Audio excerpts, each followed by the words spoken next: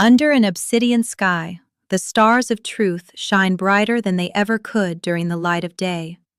Join our nighttime journey through the mysteries of the soul and the secrets of the universe. Subscribe today and let the darkness reveal the light you've searched for. Had a folder, thick, cream-colored, the kind you get at an office supply store. She set it on the table between us like it was nothing. Like it was a grocery list. I stared at it for a long moment before I looked up at her.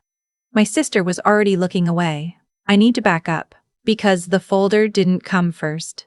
The folder came after years of things I kept telling myself didn't mean what I knew they meant. The morning everything started, I was 31 years old, 7 months pregnant, and standing in the parking garage of St. Lee, Aurelius Medical Center, in a paper gown with my shoes still on.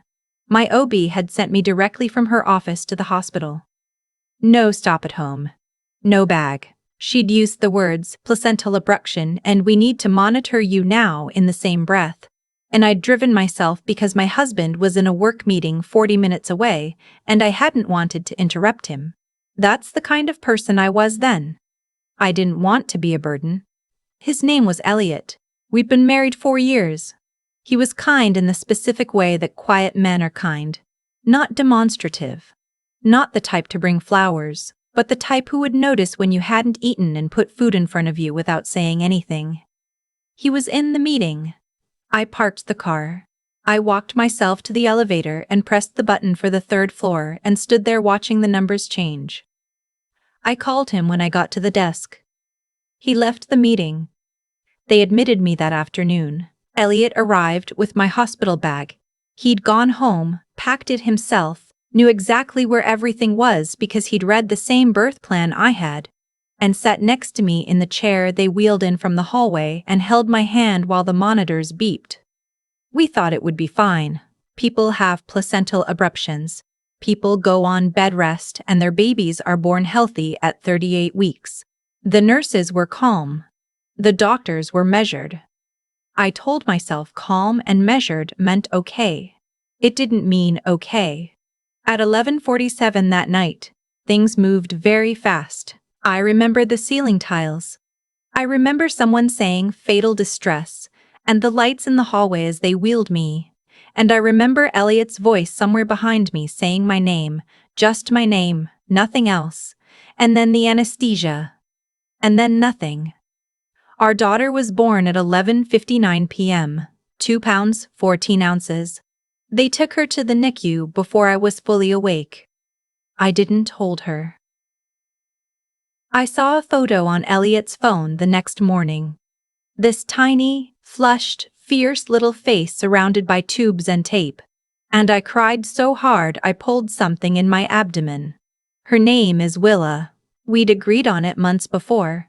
She was in the NICU for 61 days. On day 4, the billing coordinator came to my room with a clipboard and an apologetic expression that I would come to recognize as the face people make right before they tell you something that will rearrange your entire life. The projected cost was $41,000 out of pocket after insurance. Our deductible was high. We'd chosen the plan with lower monthly premiums because we were young and healthy. We thought we were being financially responsible. I sat with that number for a long time. $41,000.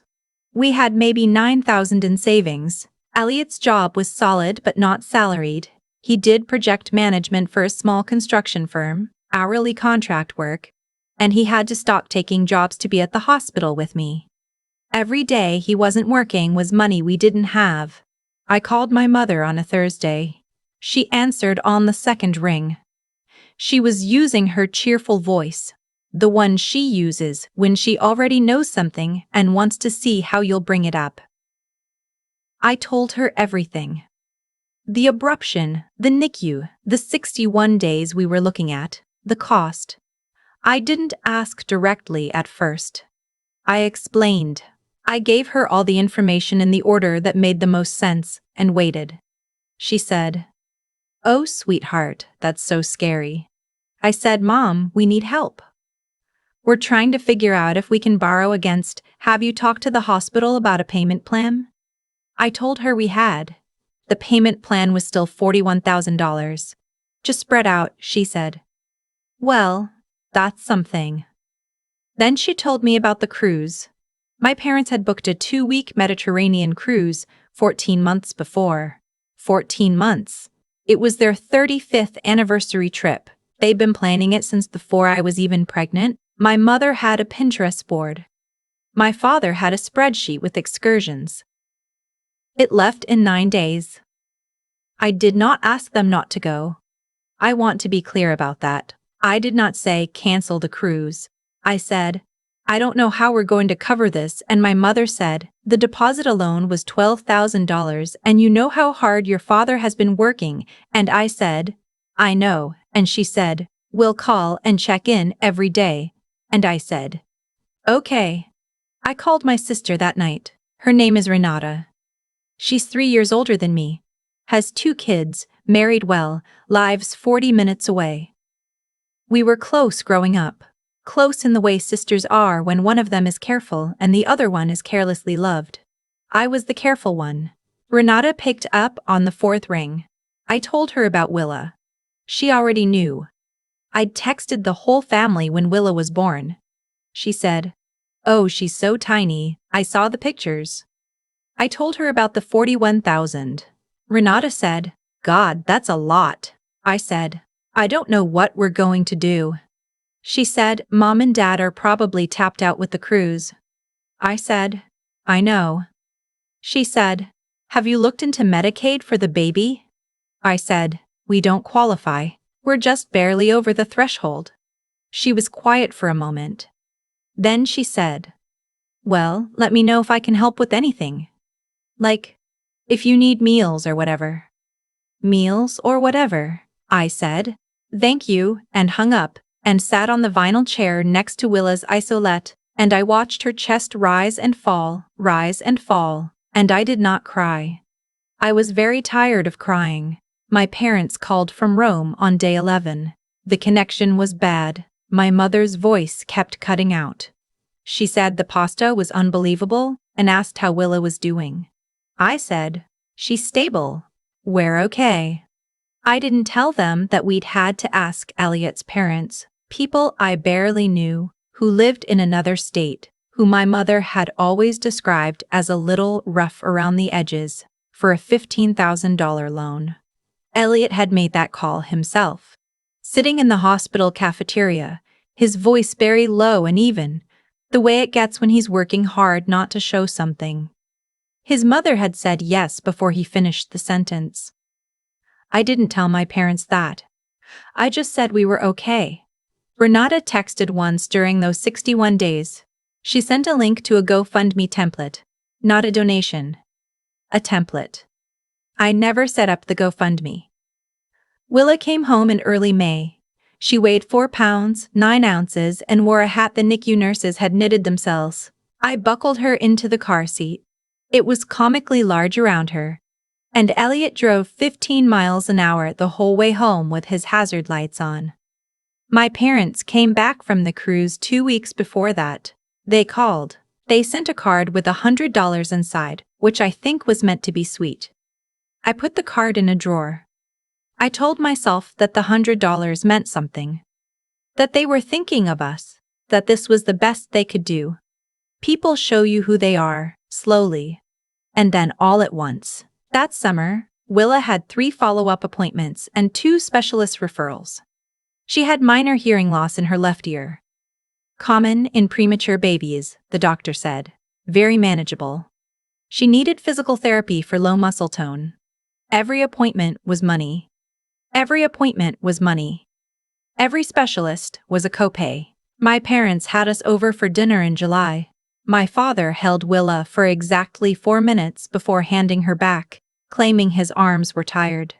My mother cooed over her and said she was so alert for her age, and asked when I was planning to go back to work. I went back to work in September. I had to.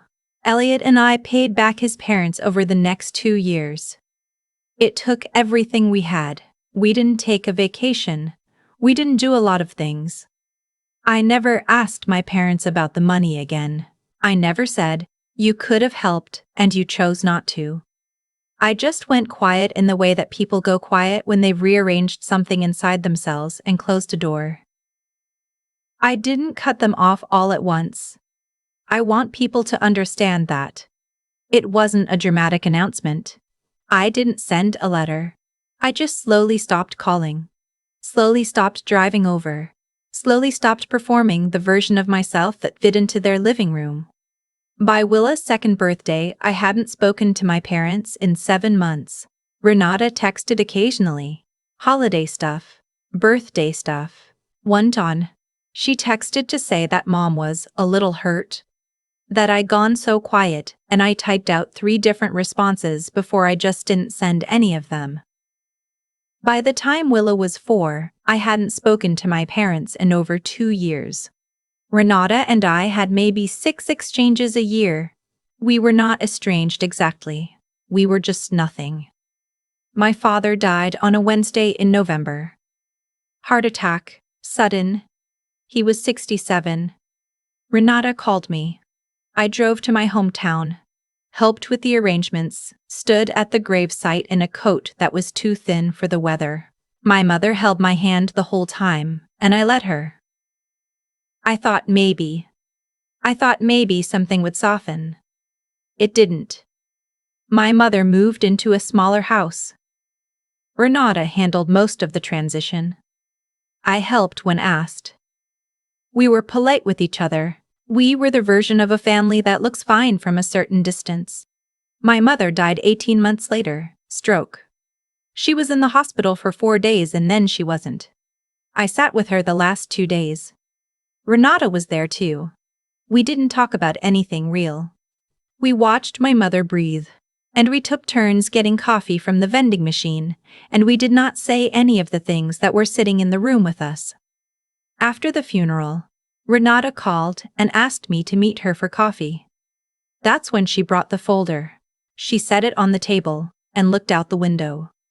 She had the same expression as the billing coordinator at St. Aurelius. Apologetic. Pre-arranged. I need to show you something, she said. Inside the folder was a copy of our parents' estate documents. Their house, their accounts, a stock portfolio I hadn't known existed. The total value was somewhere around $940,000. I sat with that for a moment. $940,000. And they had told me they couldn't help. $12,000 for the cruise deposit. That's what my mother had said. Like, that was the thing standing between my daughter and the equipment that was keeping her alive. I kept my face still. I got very good at keeping my face still. Renata said, I want you to know about all of this because you deserve to know. I said, okay. She said, I also need to tell you that Mom updated the estate documents after Dad died. I said, okay. She named me sole beneficiary. I looked at my sister. I looked at her for a long time. She said, I didn't ask her to do that. I want you to know that. I found out after. I said, when did she update them? Renata said, about 8 months ago. 8 months ago. Willa was in kindergarten. 8 months ago, I was just starting to feel like maybe we'd gotten through the worst of it. 8 months ago, my mother had looked at a document with my name on it and signed a different one. I said, is this why you wanted to meet? Renata said, I want to be fair. I think we should split it. I looked at her. She said, I know that's not legally required. I know it's my call, but I think it's right. I said, that's generous. She said, you're my sister. I drove home. I didn't cry. I made dinner. I sat next to Willa while she did her reading homework. She was 6 by then, sounding out words, running her finger under each one with total concentration. And I watched her, and I thought about the NICU. I thought about the isolette. I thought about Elliot in the cafeteria making a phone call to his mother who said yes before he finished the sentence. I thought about my mother's handwriting on a form.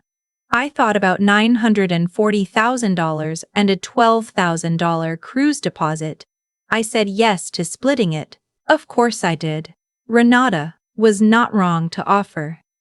But that night, after Willa was asleep, I sat on the back steps in the cold, and I thought about something one of my NICU nurses had told me. She'd said, when Willa finally came off the oxygen support, sometimes the smallest, hardest things become the strongest things. Give her time. I wasn't thinking about Willa when I remembered that. Or maybe I was thinking about both of us. Here's what I know now that I didn't know then. My parents were not struggling. They were not overwhelmed. They were not facing anything that would have made helping impossible. They made a choice, clearly and deliberately, and the choice was not me.